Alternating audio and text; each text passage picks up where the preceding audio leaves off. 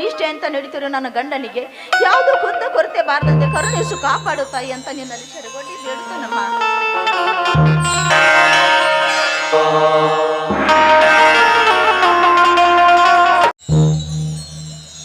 ಸುತ್ತು 40 ಹಳ್ಳಿಯಲ್ಲಿ ಈ ಧರ್ಮಾಪುರದ ಧರ್ಮರಾಜ್ಯನ ಮಣಿತನವೆಂದರೆ ನ್ಯಾಯಕ್ಕೆ, ನೀತಿಗೆ, ಧರ್ಮಕ್ಕೆ ಹೆಸರುವಾದ ಮಣಿತನ. ಅಜ್ಜ ಮುತ್ತಜ್ಜರ ಕಾಲದಿಂದಲೂ ಈ ನಮ್ಮ ಮನೆಗೆ ನ್ಯಾಯ ಕೇಳಲಿಕ್ಕೆ ಬರ್ತಾರೆ. ತಲಾತಲಾಂತರದಿಂದ ನ್ಯಾಯವನ್ನು ಒದಗಿಸಿಕೊಂಡು ಬರುತ್ತಲೂ ನಮ್ಮ ಧರ್ಮ. ಬಂದಂತ ಜನರಿಗೆ ಯಾವ ಅನ್ಯಾಯ ಆಗದಾಗೆ, ಅಪಕೀರ್ತಿ ಆಗದಾಗೆ ನೋಡಿಕೊಂಡು ಹೋಗುವ ಶಕ್ತಿ ಕೊಡಂತೇಳಿ ಆ ತಾಯಿಯಲ್ಲಿ ನಾನು ಕೈ ಮುಗಿದು ಬೀಳ್ಕೊಳ್ತಾ ಇದ್ದೀನಿ.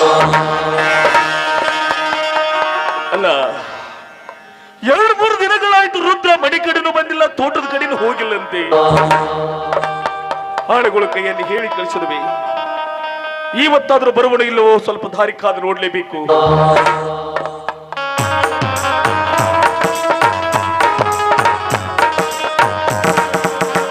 ನಮಸ್ಕಾರ ದನಿ. ನಮಸ್ಕಾರ ಬಾರುದ್ರ.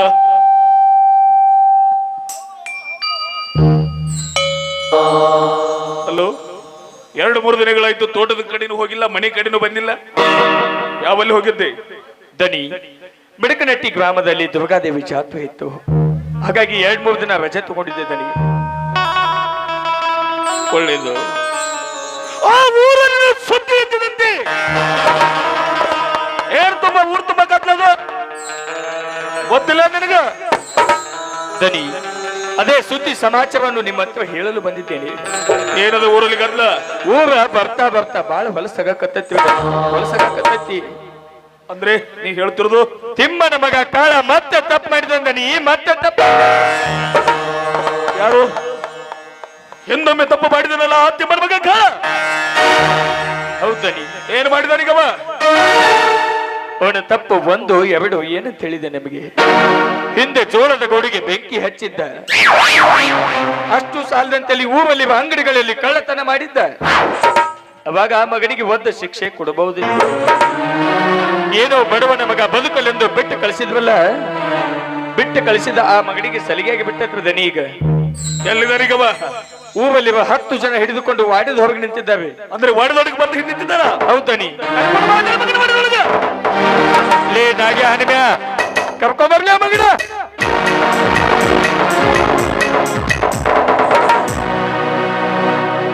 ಏನು ತಪ್ಪು ಮಾಡಿದ ರುದ್ರಯ್ಯ?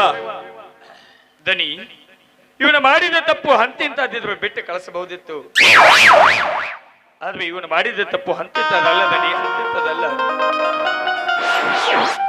ಕೆಂಚನ ಮಗಳು ಕೂಲಿ ಮಾಡ್ಲಿಕ್ಕಂತ ತೋಟದ ಕಡೆ ಹೊಂಟಾಗ ಇನ್ನು 12 ಅಥವಾ 14 ವಯಸ್ಸಿನ ಹಸಿ ಗೂಸಿ ಹೋದದು. ಆ ಹಸಿ ಗೂಸಿನ ಮೇಲೆ ಬಲಾತ್ಕಾರ ಮಾಡಲು ಪ್ರಯತ್ನ ಪಟ್ಟಾನ್ರಿ. ಹೌದಲ್ಲ?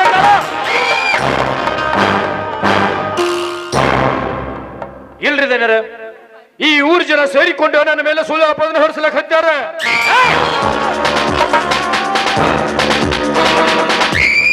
ಎಲ್ಲಿ ನಿಂತಿರ್ವಿ? ಯಾರು ಮಾತನಾಡ್ತಾರೆ? ಮೈ ಮೇಲೆ ಪ್ರಜ್ಞೆ ಇಟ್ಕೊಂಡು ಮಾತನಾಡು.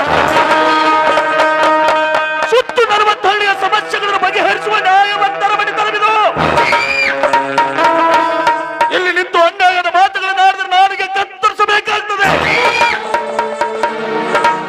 ಸತ್ಯವಂತರಿಗೆ ಬೆಲೆ ಹೊರತು ಇಲ್ಲಿ ಸುಳ್ಳಿನ ಕಂದೆ ಕಟ್ಟುವವರಿಗೆ ಶಿಕ್ಷೆ ಕಟ್ಟಿಟ್ಟ ಬುದ್ಧಿ. ಏನು ಮಾಡಿದ್ವಿ? ನಿನ್ನ ಬಾಯಿದ ನಿಜ ಮಗಳು? ದನಿ, ಆ ಮಗನ ಬಾಯಿಂದ ಏನು ಕೇಳ್ತೀವಿ? ನಾ ಹೇಳ್ತೇನೆ ಕೇಳಿ. ಆ ಮಗನಿಗೆ ಹಿಂದೊಮ್ಮೆ ತಪ್ಪು ಮಾಡಿದಾಗ ಬಿಟ್ಟು ಕಳಿಸಿದ್ದು ಮಜಾಗಿ ಬಿಟ್ಟೈತಿ. ಈಗ ಮತ್ತೆ ಮಗನಿಗೆ ಸಲಿಗೆ ಬಿದ್ದು ಬಿಟ್ಟೈತ್ವಿ. ನೀವು ಬಿಟ್ಟು ಕಳಿಸ್ತೇವೆ ಅನ್ನೋದು ನಾಟಕ ಮಾಡಕತ್ತ. ಹೌದು ರುದ್ರ, ನೀನು ಹೇಳುತ್ತಿರುವ ಮಾತು ಸತ್ಯ. ಊರಲ್ಲಿ ಕಾಮಕರ ಹಾವಳಿ ಹೆಚ್ಚಾಗ್ತಾ ಇದೆ. ಏ ಕಳ, ನಿಜ ಎನ್ನೋದು ನಿನ್ನ ಬಾಯಿಂದ ಬಗಳುತ್ತೋ ಅಥವಾ ನಾಲಿಗೆ ಕತ್ತರಿಸಲ್ಯೋ? ಇಲ್ರಿ ಜನರ, ಏನು ನನ್ನ ತೀಲಾರ್ದ ಮಾಡಿದ ತಪ್ಪಿಗೆ ಇದೊಂದ್ಸಲ ನನ್ನ ತಪ್ಪಾಗಿದೆ, ಕ್ಷಮಿಸಿಬಿಡ್ರಿಪ್ಪ. ತಿಳಿಯದು ತಪ್ಪು ಮಾಡಿದೀಯ. ಹಿಂದೊಮ್ಮೆ ಬಡವರ ಜೋಳದ ಗುಡಿಗೆ ಬೆಂಕಿಯನ್ನು ಹಚ್ಚಿದೆ. ಊರಲ್ಲಿ ಅಂಗಡಿ ಮುಂಗಡಗಳಲ್ಲಿ ಕಳ್ಳತನ ಮಾಡಿದೆ. ಏನೋ ಬಡವನ ಮಗ ಬದುಕಲೆಂದು ನಿನಗೆ ಸಮಾಧಾನ ಬುದ್ಧಿ ಹೇಳಿ ಬಿಟ್ಟು ಕಳಿಸಿದೆ. ಆದ್ರೆ ಈಗೇನು ಮಾಡಿದೀಯ ನೀನು? ಕಂಡ ಹೆಣ್ಣು ಮಕ್ಕಳ ಮೇಲೆ ಬಲಾತ್ಕಾರ ಮಾಡ್ತಾ ತಿರುಗ್ತೀಯ ಪಾಪಿ. ಏ ರುದ್ರ, ದನಿ, ಇಂಥವ್ರನ್ನು ಕ್ಷಮಿಸ್ತಾ ಹೋದರೆ ಈ ಸಮಾಜದಲ್ಲಿ ಇದೇ ಒಂದು ಚಾಳಿ ಆಗ್ತಾ ಇದೆ. ತಪ್ಪು ಮಾಡಿದವರು ಶಿಕ್ಷೆ ಅನುಭವಿಸಲೇಬೇಕು. ದನಿ, ಈ ಮಗನಿಗೆ ಶಿಕ್ಷೆ ಕೊಟ್ರೆ ಹೆಂಗ ಕೊಡ್ಬೇಕು ಗೊತ್ತೇನ್ರಿ? ಸೊತ್ತು 40 ಹಳ್ಳಿಯ ಜನ ಹೆಣ್ಣೆಂದರೆ ಕೈ ಎತ್ತಿ ಮುಗಿಬೇಕು. ಅಂತ ಈ ಮಗನಿಗೆ. ಹೌದು ರುದ್ರ, ನೀನು ಹೇಳುತ್ತಿರುವ ಮಾತು ಸತ್ಯ. ಪೂಜ್ಯ ಭಾವನೆಯಿಂದ ಹೋಗುತ್ತಿರುವ ಈ ಸಮಾಜದಲ್ಲಿ ಇಂಥ ಕಾಮುಕರ ಹಾವಳಿ ದಿನದಿನಕ್ಕೆ ಹೆಚ್ಚಾಗ್ತಾ ಇದೆ. ಸುತ್ತು 40 ಹಳ್ಳಿಯಿಂದ ಈ ಮಗನ ಬಹಿಷ್ಕಾರ ಹಾಕ್ತಾ ಇದ್ದೀನಿ. ಇವನು ಜೀವಮಾನಗಿರುವವರೆಗೆ ಈ 40 ಹಳ್ಳಿಯಲ್ಲಿ ಎಲ್ಲಿ ಕಾಣಿಸ್ಕೋಬಾರ್ದು. ಇವನಿಗೆ ಯಾರು ಅನ್ನ ನೀರು ಕೊಡಬಾರ್ದು. ನನ್ನ ಅತ್ತ ಮೀರಿ ಮರಳಿ ಈ ಊರಿನಲ್ಲಿ ಕಾಲಿಟ್ಟದ್ದಾದ್ರೆ ಇವನ ರುಂಡಾಕರದ ಹಣಮಪ್ಪನ ಗುಡಿ ಬಂದು ಹೋಗುದು ಬಿಡಬೇಕು. ದನಿ, ಊರು ಹೊರಗಿನ ವಾರ ಬರ್ತಾ ಊರು ಜನರನ್ನ ಸೇರಿಸು. ಆಯ್ತನಿ. ಈ ದಂಡರಾಜನ ತೀರ್ಪು ಬಗ್ಗೆ ತಿಳಿಸು. 40 ಹಳ್ಳಿಯಿಂದ ಬಹಿಷ್ಕಾರ ಆಗಿಬಿಡಿ ಮಗನ್ನ.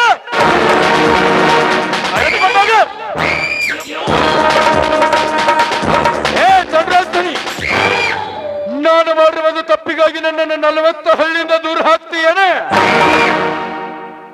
ನಾನು ತಪ್ಪು ಮಾಡಬೇಕಾದ್ರೆ ನನ್ನ ಬದಲಾದ ಕಾರಣ ಇರುತ್ತೆ. ಹೆಣ್ಣು ಭಾರತದ ಸಂಸ್ಕೃತದ ಆರಿಯಾಗಿ ಸಂಸ್ಕೃತಿ ಸಂಸ್ಕಾರನ ಮರೆತು ಅರಬತ್ತಲೆ ಅಂತ ತುಂಡು ಬಟ್ಟೆಗಳನ್ನ ಹಾಕೊಂಡು ಬಂದ್ರೆ ಯಾವ ನನ್ನ ಮಗನಿಗೆ ಆಶೆ ಹುಟ್ಟಲ್ಲ ಹೇಳ್ರಿ? ನಮ್ಮಂತ ಹರಿದ ಹುಡುಗರಲ್ಲ ತುಂಡು ಬಟ್ಟೆ ಹಾಕಿ ಎದುರಿಗೆ ಬಂದ್ರೆ ಬಾಯಲ್ಲಿ ಹಣ್ಣಿನ ಮುದುಕರು ಕೂಡ ಜೊಲು ಸೋರಿಸ್ತಾನೆ. ಏ ಕಾಳ, ನೋಡುವರ ದೃಷ್ಟಿ ಸರಿಯಾಗಿರಬೇಕು.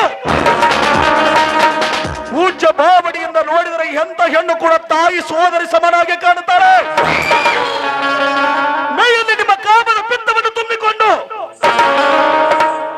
ಹರಿಯದು ಹೆಣ್ಣುಗಳಷ್ಟೇ ಅಲ್ಲ, ವಯಸ್ಸು ಬಂದ ನಿಮ್ಮ ಕಾಮುಕರಿಗೆ ಹಂದಿ ಮರಿ ಸಹಿತ ಹೆಣ್ಣಾಗಿ ಕಾಣ್ತಾ ಇದೆ. ದನಿ, ಎಳೆದುಕೊಂಡೋಗಿ ಮಗನ್ನ. ಧನರಾಜ್, ನೀನು ಕೊಟ್ಟ ತೀರ್ಪಿನಂತೆ ನಾನು 40 ಹಳ್ಳಿಯಿಂದ ದೂರ ಹೋಗ್ತೀನಿ.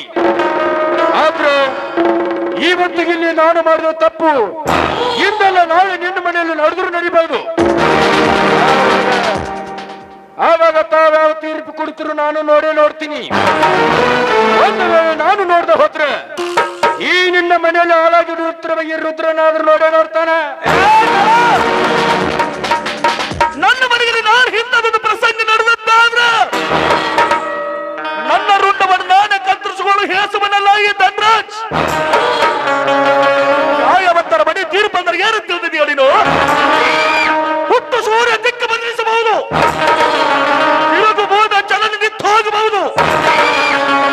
ಆದ್ರೆ ಈ ಧನರಾಜ್ ಕೊಟ್ಟ ತೀರ್ಪು ಆಡಿದ ಮಾತು ಯಾವತ್ತೂ ತಪ್ಪಾಗಲಿಕ್ಕಿಲ್ಲ.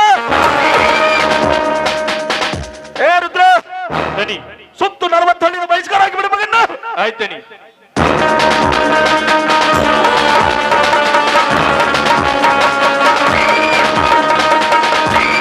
ಸಮಯದಲ್ಲಿ ಕಾಳ ಮನಸ್ಸಿಗೆ ತಾಟುವಾಗಿ ನುಡಿದು ಹೋದನಲ್ಲ. ಮುಂದೊಂದು ದಿನ ನಿನ್ನ ಮನೆಯಲ್ಲಿ ಇಂಥದೊಂದು ಪ್ರಸಂಗ ನಡಿಬಹುದು ಅಂತ.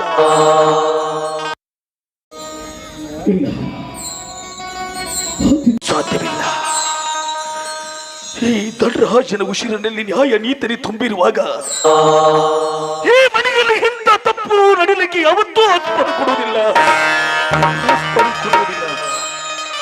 ಆದ್ರೂ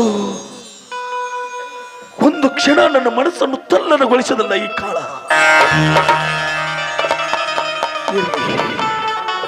ಹೇಳಿ ಕೇಳಿ, ಇದು ಕಲಿಗಾಲ. ನನ್ನ ಮಣಿತನದ ಬಗ್ಗೆ ನಾನು ಎಚ್ಚರಿಕೆ ವಹಿಸಲೇಬೇಕು. ಈ ನಡೆದಂತ ತಪ್ಪು ನನ್ನ ಮನೆಯಲ್ಲಿ ಯಾವ ಕಾಲಕ್ಕೂ ನಡಿಬಾರ್ದು, ಯಾವ ಕಾಲಕ್ಕೂ ನಡಿಬಾರ್ದು. ಕಾಲ್ಕು ನಡಿಬಾರದು.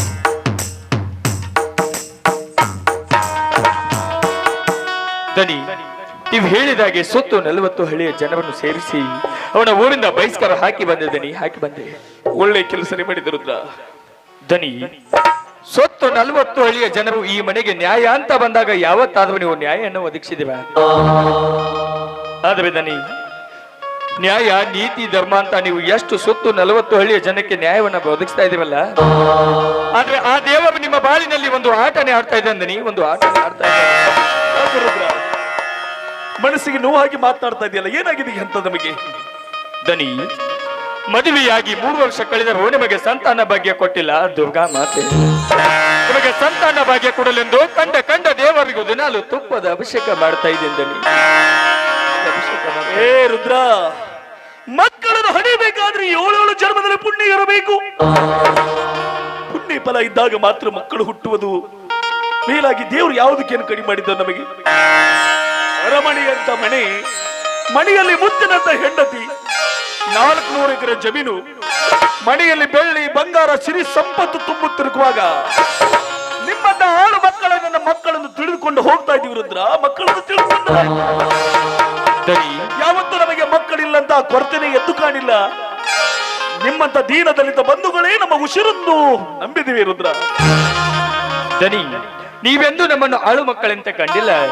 ಆದ್ರೆ ನಿಮಗೂ ಒಂದು ಮಗು ಹುಟ್ಟಿ ಸೊತ್ತು 40 ಹಳ್ಳಿಗೆ ಚಿಕ್ಕ ದನಿಯಾಗಿ ನ್ಯಾಯ ಹೇಳ್ಬೇಕಂತ ನಂದು ಆಸೆ ಇದೆ.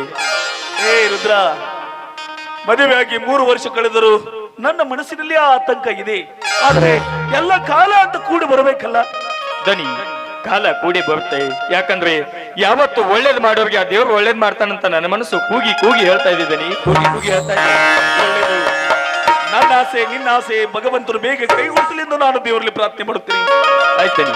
2-3 ದಿನಗಳಾಯ್ತು ನೀನು ತೋಟದ ಕಡೆನೂ ಹೋಗಿಲ್ಲ, ಮನೆ ಕಡೆನೂ ಬಂದಿಲ್ಲ. ಮುಂಚೆನೆ ಸ್ವಲ್ಪ ಆಳುಗಳು ಹೋಗುವೆ, ಬಾಳೆ ಗದ್ದೆ ಕಬ್ಬಿನ ಗದ್ದೆಗೆ ನೀರು ಬಿಡುವುದಿದೆ. ತೋಟದ ಕಡೆ ಹೋಗಿ ನೋಡೋಣ. ಆಯ್ತು, ಹೋಗಿ ಬರ್ತೀನಿ.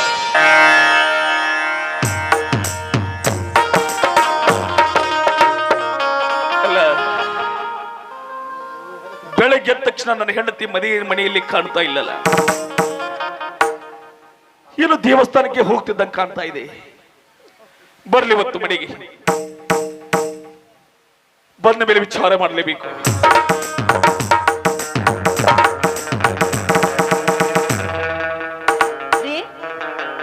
ಏನೋ ಒಬ್ಬೊಬ್ರು ಮಾತಾಡ್ಕೊತಿದ್ರಲ್ಲ? ಏನಿಲ್ಲ ಬಾದೇವಿ, ಏನ್ ದೇವಸ್ಥಾನಕ್ಕೆ ಹೋಗಿ ಬಂದಿದೀಯಾ? ಹೌದು ರೀ, ಬೆಳಗ್ಗೆ ಎದ್ದ ತಕ್ಷಣ ದೇವಸ್ಥಾನಕ್ಕೆ ಹೋದೆ, ಪ್ರಸಾದ ತಗೊಳ್ಳಿ.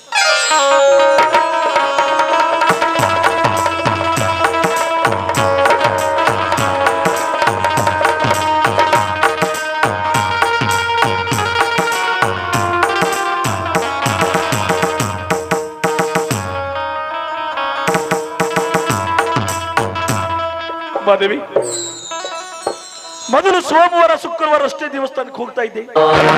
ಹೀಗೇನೆ ಬೆಳಗ್ಗೆ ತಕ್ಷಣ ಪೂಜೆ ಮುಗಿಸ್ಕೊಂಡು ದೇವಸ್ಥಾನಕ್ಕೆ ಹೋಗ್ತದೆ ಇಲ್ಲ. ದೇವರಲ್ಲೇನಾದ್ರೂ ಹರಕೆ ಕಟ್ಟಿಕೊಂಡಿದೆ ಹೇಗೆ? ಹೌದು ರೀ, ಹರಕೆ ಕಟ್ಕೊಂಡಿದ್ದೀನಿ. ಈ ಮನೆಗೆ ಒಂದು ಮುದ್ದಾದ ಮಗು ಬರ್ಲಿ ಅಂತ ಆ ದೇವರಲ್ಲಿ ಹರಕೆ ಕಟ್ಕೊಂಡಿದ್ದೆ. ಮಕ್ಕಳ ಬಗ್ಗೆ ಹರಕೆ ಕಟ್ಟಿಕೊಂಡಿದೀಯಾ?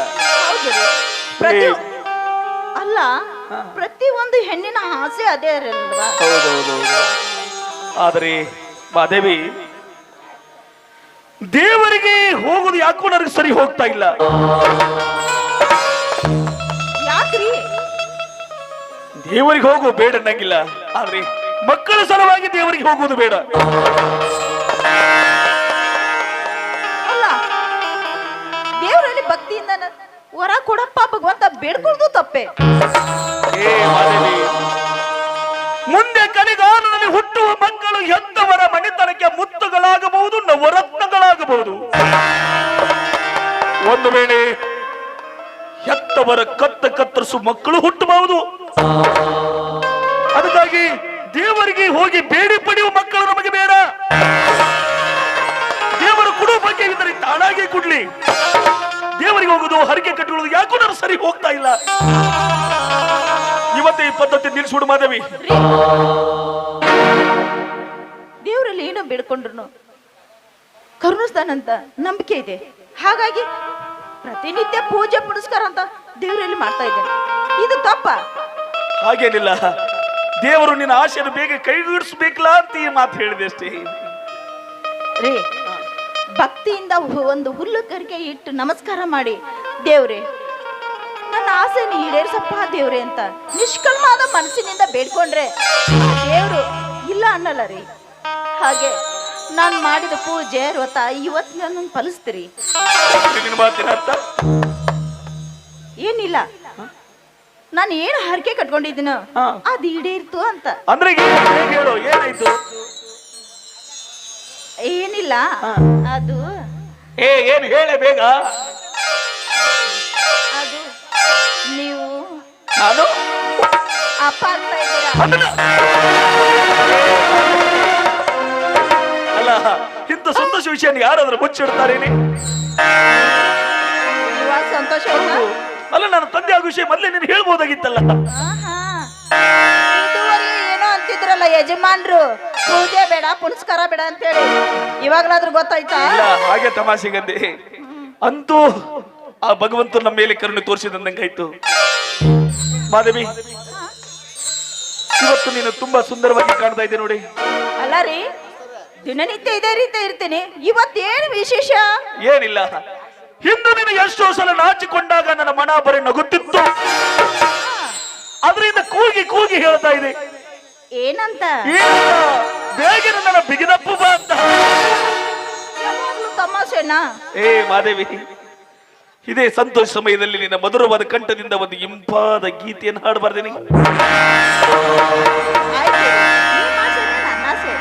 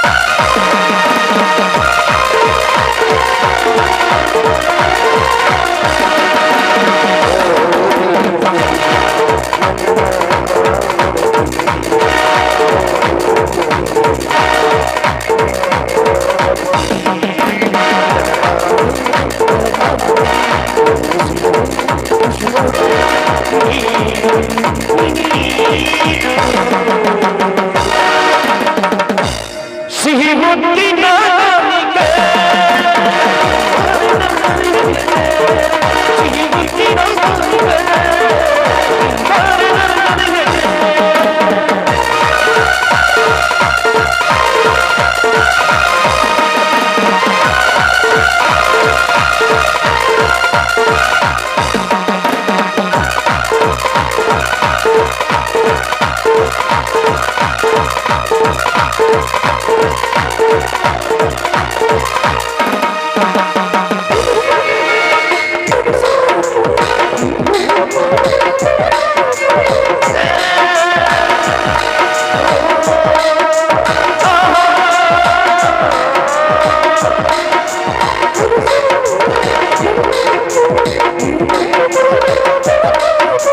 ನನ್ನ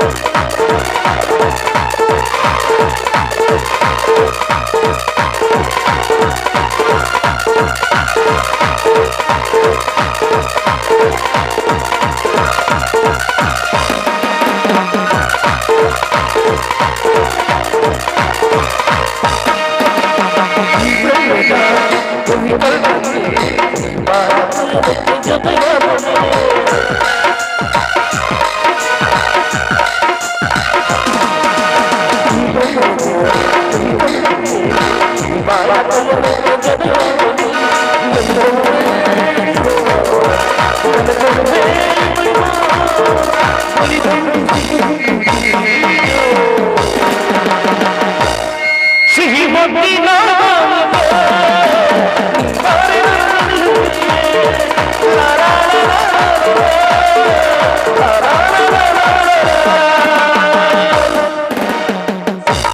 ಮಾದೇವಿ, ರೀ ಇದೇ ಸಂತೋಷ ಸಮಯದಿಂದ ಸಿಹಿ ಅಡಿಗೆ ಮಾಡಿದೆ ಹೇಗೆ? ರೀ ಬೆಳಗಿನ ಜಾವ ಎದ್ದು ದೇವ್ರ ನೈವೇದ್ಯಕ್ಕೆ ಬೇಕಂತ ಸಿಹಿ ಅಡಿಗೆ ಸಿಹಿ ಮಾಡಿ ಅಡಿಗೆ ಮಾಡಿಟ್ಟಿದ್ಯಾ? ಐತ್ರಿ, ನಡಿ ಬನ್ನಿ. ಊಟ ಬಡಿಸ್ಬಿಡು.